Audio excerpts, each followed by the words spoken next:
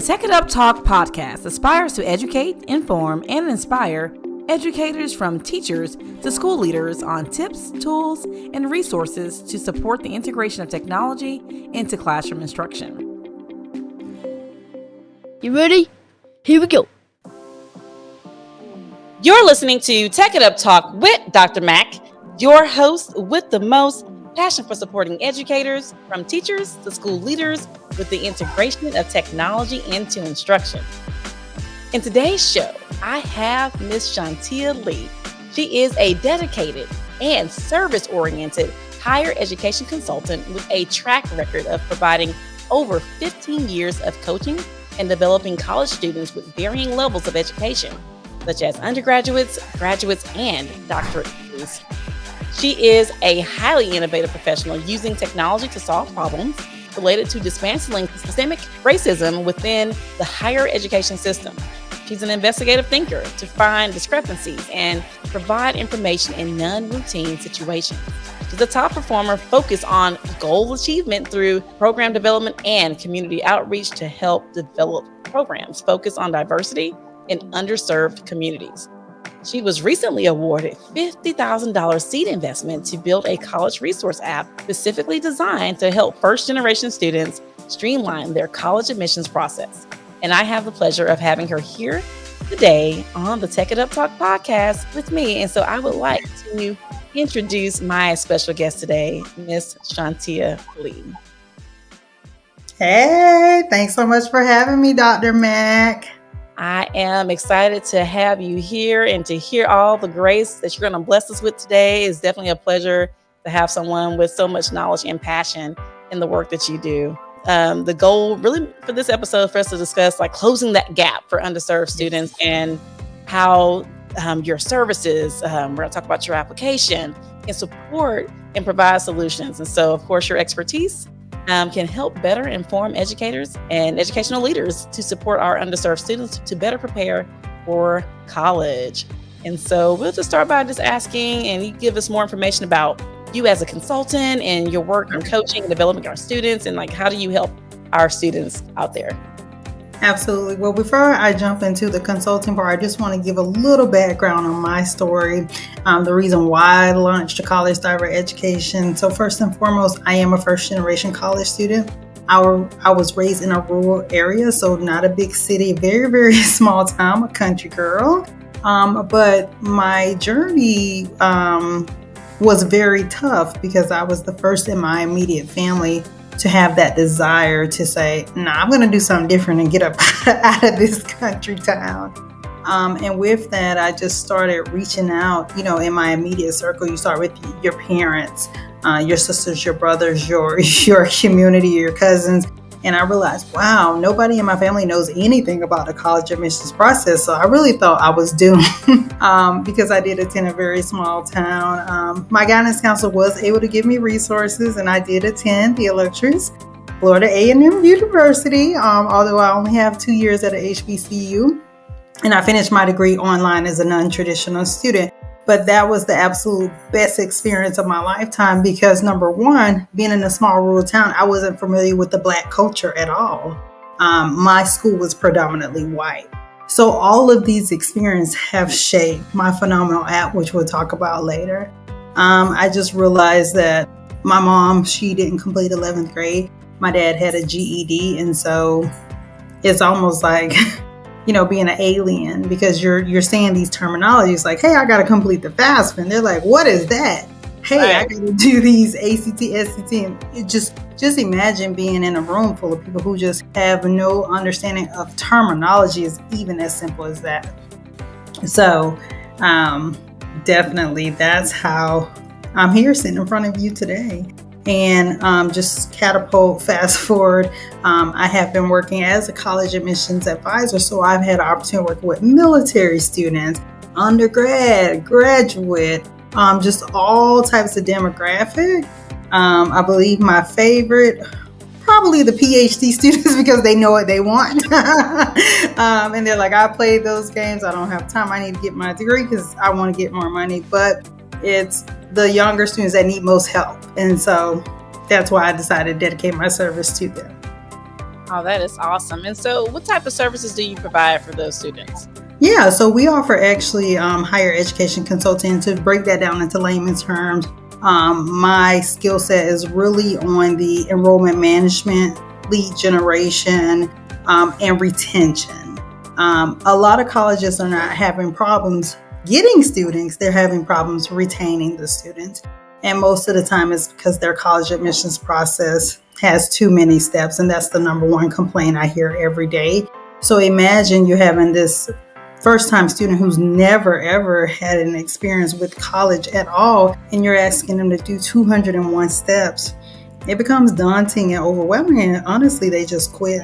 Right, right. And so I'm also curious to know more about the systemic racism component. So you say, I know I introduced you in the bio of leveraging technology to solve problems, dismantle systemic racism. And so can you kind of explain more about that process for yourself? Yeah, so the reason I use dismantle is because technology is the one thing that bridges the gap. You're over there and we're using StreamYard. You're in Texas and I'm in Florida. And here we are on this platform and we're bringing these resources together to the community. That's really all my app is. And I've decided to do something different and innovative where I help students and parents connect to resources in their backyard. So no matter your zip code, no matter your economic status, I personally believe that all students deserve a chance. And like I said, it goes back to my personal upbringing because I realized that a lot of information was not given to me because schools were not marketing to me because they felt like I couldn't afford to go to their college. So they actually automatically wrote me off before they even had a chance to get to know who I was. So what are some other gaps that may exist for our underserved students? The main thing is the achievement gap. Second thing, information gap. Like we're not getting the same thing as if you're in a different zip code, like a higher income. They're maybe starting to get information on how to prepare for college in 8th grade. We're not getting that until 10th grade. They're getting resources on like SAT prep. So it's testing, it's resources, it's information, it's knowledge. I mean, honestly, it's the whole achievement gap overall. Now, of course, I can't solve all of those problems. So I choose to tone into, well, we know that with the pandemic, it's forced everyone to say, okay, we got to do this differently. So it's actually allowing colleges to think outside of the box and schools to think outside the box. So now I actually think that this is the perfect time for me to introduce myself because now they're willing to do something different. And so you said something that really stuck out to me about starting a little bit earlier and that some of the underserved students may not hear or start thinking about these things for their sophomore year. And I'm thinking about my kids in this because they're in a charter system that kind of focuses on college. And so I'm thinking about like a lot of their language is starting a lot earlier. And so I like they do this, they use the MAP testing as a norm reference test, and they kind of align it to their college path or which college they can kind of align to based on their scores. So they're already kind of having those conversations about like what college track they may be on and how they can get their scores up at a younger age. So I definitely agree with that. And so what are some other things that our educators or our school leaders can do to kind of help support that process in the schools to start having those conversations a lot earlier? Well, I think the most important thing is definitely if you see like a resource like College Cyber, definitely refer it to the parents and the students because there's only so much that you can do as an educator. There's only so much time you can give and donate and you can do all of that. But if you put it in the position of the parents and the students, they will then be able to take the initiative to say, you know what, I'm not going to allow my school to hold me back. I have resources available and I'll reach out. So I think just introducing them to, making sure obviously they're valid and credible. And then just saying, hey, check this out. I really think that, it can help you with whatever your situation is. All right. So this is more exposure, sharing with parents, resources, and just being intentional with the communication. Absolutely. Because honestly, if I waited on my school, I would never have been accepted into my college. So we can't always just wait directly on the schools, but we can take initiative and say, you know what, I'm in charge of my destiny. Right. No, I completely agree with you because, I'm a first generation grad myself. And I'm just trying to jog back my memory. I don't when did I first start thinking about what college and the process, because I didn't know what I was getting into. I was overwhelmed, taking out. I think I got a few scholarship offers, but they weren't full scholarships. Yeah. So I had to get financial aid, and then that word FAFSA was like, well, what am I signing up for? and it's still scary. And I talk to students on my phone every day who are like 30 plus years old, and they're like, I have to do the FAFSA. So everyone hates it, but it's just being aware, because a lot of students don't know about these fantastic programs like TRIO programs. So TRIO programs are specifically for students whose parents make an annual household income under $30,000. They get funded from their federal funds, and they usually go through the Department of Education. If you don't know about that, which can give your student or your child some free preparation because it's already paid for, then most of the time the parents can't afford it. But if they knew about TRIO programs, if they knew about Gear Up programs, if they knew about like Upward Bound, there's so many programs that just when I'm talking to students, they're like, no, we didn't know about that. So number one, they end up not applying to their dream college, or number two, they end up settling. And when they settle, they don't tend to go for a college that's going to help them be more marketable.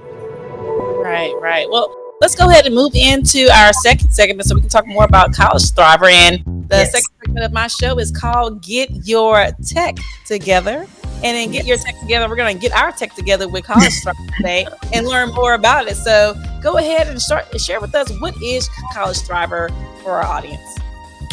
So College Thriver is actually your resource app. And when I say resource app, just think of an app that you can go to that has everything in one single database. Now parents and students don't have to jump around. Let me go ask my guidance counselor. Let me go ask this person. Let me go ask that person. Let me ask Google. There is no, if you think about it, there is no one single source system or cloud-based platform or website or even mobile app that has all of the college admissions process into one database. So I'm here to change the game for you guys and make it easier for you to access what you need, because the gap is just significantly larger. And with the pandemic, we've actually lost a lot more first generation students because they are now becoming non-traditional students where they're working to help the parents because the parents lost their jobs. And so this is one way that we can continue to, like I said, dismantle that system of racism, because it's almost as if, is the system built for me to succeed? And when you think of as a first generation, when all of the information is almost, I don't want to say hidden, but it's actually not given to you, you kind of think, is it meant for me? And then you start to doubt your ability. So the College Thriver app, what it does is it's a personalized app. So let's say you're a student, you're 17 years old, you have a couple of things that you love, but you're not really sure what your major should be in college. So with the app, you go in and fill out a little fun questionnaire. We've decided to incorporate gamification, which allows students with every step in the app, they actually earn rewards as they track through their progress. So this is the way to keep them engaged, because we know it's going to be 101 steps. So what I'm going to do is help you have fun while you're doing it. So they'll earn rewards, and some of those rewards can be unlocking book vouchers, transportation vouchers, a dorm makeover. I mean, we have several things in there where students earn and unlock rewards. And guess what? At the end of the day, it was intentionally to help reduce the overall student loan debt, or the amount of money that parents have to spend on the whole entire process. Oh, I love it. Will the app allow them to kind of track their searching and faring over time? Yeah, so actually the app, it does have a tracking feature, so they can see, okay, these are like my list of scholarships, my priority of scholarships, the deadline. It'll allow them to track the colleges they want to apply to. One of the ones that are most in alignment with them. I think the beautiful thing about my app is because with my process, I really made it with myself in mind. Like, what would have helped me when I was in school? I really had no idea what I wanted to do. I just knew I wanted to get the heck up out of my hometown. And I knew that I wanted to do something that was transformational to change the world. I just had no idea what God was designing for me. So with this, it kind of gives you an idea to like really get to know what is it you want to do on a personal level first, get to know your characteristics and your strengths, and then we build upon that. Oh, I heard you say had deadlines. So do I get notifications when my deadlines are coming near? Yeah, so it does have push notifications. Now that'll be in the probably second or third phase.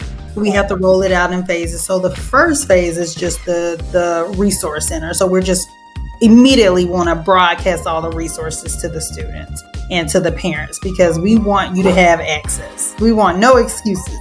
We want to hand you everything. Like just recently, just to give an example here in Florida, I found out that a college will pay for a student's daycare if they're a young mom or young father in school. Now, as you know, daycare is what, $600 a week? I don't have any kids, but I've heard it's expensive. Very high. Very expensive.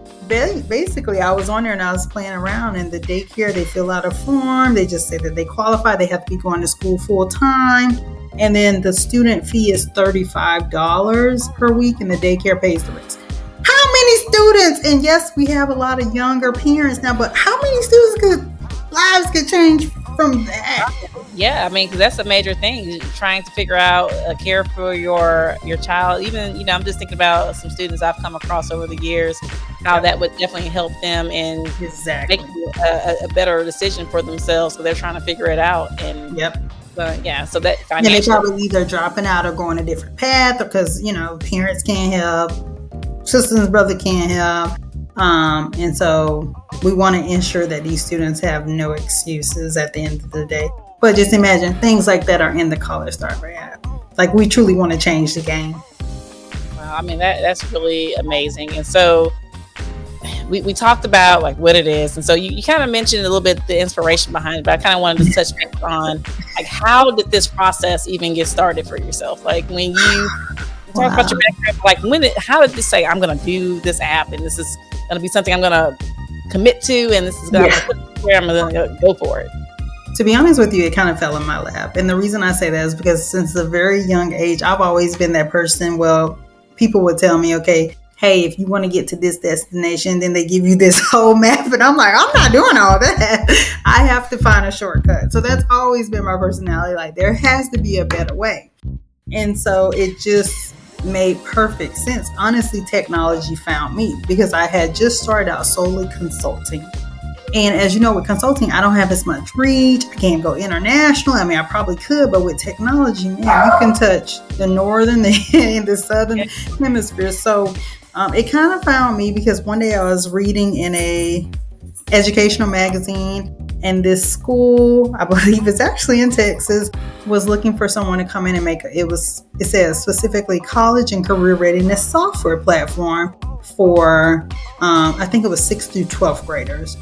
And I just read and I was like, why haven't I thought of going down this? I was like, I can create this. Literally the next day I was hiring a software developer.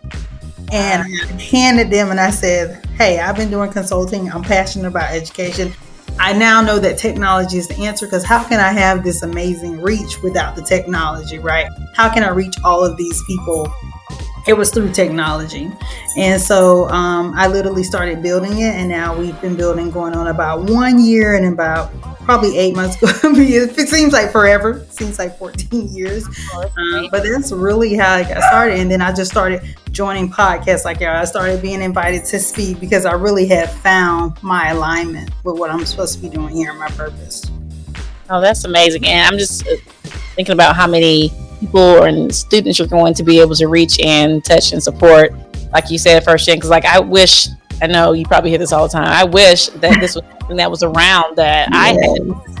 But that's what keeps me going. So keep saying it. Oh yeah, I had no clue. Like we had counselors at school, and they may have mentioned some few things, but I had no idea. And when you're at a larger school, like they don't have time for everyone in the capacity that some students may need to have that support. And so students are always on their phones anyway. Exactly. And that's why I was like, I definitely have to have a mobile app because they live on their phones. And I know it'll be something that I can just easily get them engaged. So, of course, I'm building a mobile app. It's super expensive. So I've been blessed to receive the seed funding. And as I continue entering more pitch competitions, we also have a nonprofit component which does the community outreach. So we actually have received donations through there for people that are just passionate about education and they want to give back. So if anyone on here also wants to donate, I'll drop in my website and my contact information as well. Okay, yeah, sure. We'll definitely push that information now. If you want to go ahead and share the website, we can go ahead and share it now. Okay, perfect. College-thriver.org. College-thriver.org. Thriver. So we got college-thriver.org. So be sure to check that website out to get more information about how College Thriver can help support and impact students in your area. We're going to go ahead and go to our last part of our segment here, which is really a quick component. I like to call it the Tech Smackdown, but we're going to just share some tips and best practices for educators or even students to kind of walk away with in thinking about preparing for college. Okay, yeah, I'll definitely go for my students because you are my favorite. So today I want to give you 3 top tips or 3 best tips for emerging seniors, because I know you guys are getting nervous and excited. You're going into your senior year and you think you're grown. But some of the things I want to help you with. So first and foremost, I noticed that a lot of my students from the companies that we were recently consulting, they're actually waiting until the last minute to start taking their ACTs and SATs. When I say last minute, I'm actually talking about there's an April deadline and then they graduate in May. That is actually way too late because you want to be able to take it so you can get the nervousness out of the way. You want to be able to get your results so you'll know what to increase on so you can go in and kill it. Also, even though schools are waiving it for acceptance, you still need it for scholarships. So we want our students to still focus on ACT and SATs. I've seen a lot of students say, I don't have to take it. That's because the schools are not requiring, but at the end of the day, we do want you to get those scholarships. So my first tip is don't wait till the last minute to take these tests. You want to actually start registering for them around this time, because when it comes into August, it's very busy. Then they have maybe October, November. It's a lot slower and you can get actually more hands-on experience, more hands-on, more of your questions answered during the slower time. And then you can retest in January and April. So that's my first tip. My second tip is it's greater together when you have a peer or study buddy. So one thing, I have a biz bestie. We feed off of each other every day. We talk about our frustrations. We get it out of our system and then we bounce back. So while you're going through the process, although no one in your immediate family may have the tools or the information, don't be afraid to reach out to your peers. That's something that I wish I would have done. I didn't tell anybody what I was going through and I just figured it out on my own. Then I complained when it didn't go my way. Definitely ask for help. So if you've tried approaching your guidance counselor and they didn't have the answers, College Thriver is here. Come and check us out. But there's also other several like community resources that are available that you just may not know about. So we'll show you how to get those. And then my third tip, let's see. I would say don't hold back. And when I say don't hold back, go for it all. You know, in your mind, you may think, I could never go to Harvard because that's the picture that they paint. But you never know what resources may be available, what scholarships may be available to actually help you get into your dream college. So do not hold back. Go for it all. Put it all out there and then allow the resources to kind of help you figure out where you want to go. But I think that when you're applying to those schools that are beyond your capacity, it actually challenges you to do a lot better. So those are my 3 tips and resources for those emerging seniors. All right, look, I have an emerging senior that lives right here with me. Okay. I'm going to make sure he hears these tips because, you know, sometimes when they hear it from someone else, it's just a little bit different when it's coming from mom. Yeah, so, even though you told him all 18 years of his life. So, you know, him hearing it probably help inspire him and inspire others.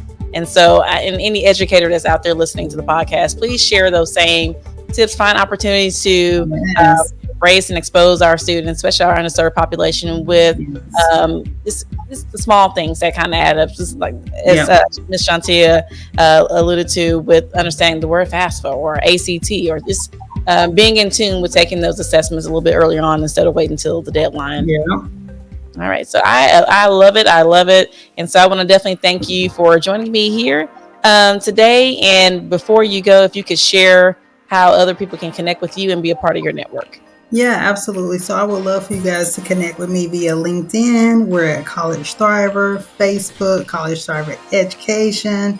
You can connect with me on Instagram. All the platforms, feel free to stay connected because we will be launching this mobile app in around January, and I will need people to pilot it for free. So if you're a student and you love everything I heard, or educator, please get in contact with me. I've dropped my website. I also make sure Dr. Mack has my email because we will be needing people to pilot and give us feedback. So thank you so much for having me. Oh, it's awesome. And I hope everyone heard that. Make sure you connect with College Thriver. Check them out at college-thriver.org. I like to always end the show with tech may not always be easy, but it sure is fun. Thank you for listening to the Tech It Up Talk podcast with Dr. Mack, your host with the most passion for supporting educators on using and implementing technology. Be sure to connect with me on the Tech It Up Talk Facebook page and Twitter and Instagram at Tech It Up Talk or at Dr. J.E. McDonald. Now, I know teching may not always be easy, but it sure is fun.